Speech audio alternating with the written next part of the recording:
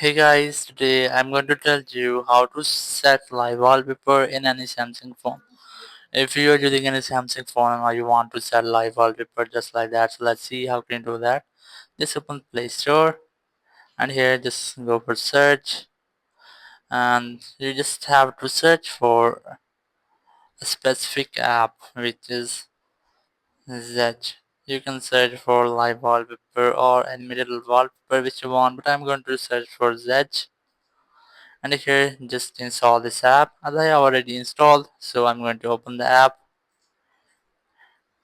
and here you just have to select this video wallpaper option and here you will get different video wallpapers. You can easily select which one you want to set to your own home screen. So let's say I'm going to set this horror wallpaper as my home screen.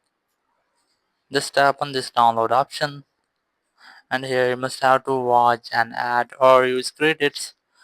Just tap on watch ad and here you just have to wait for this ad until it's been skipped.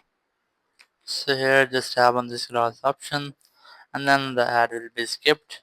Now just tap on you set video wallpaper and then just wait for its loading.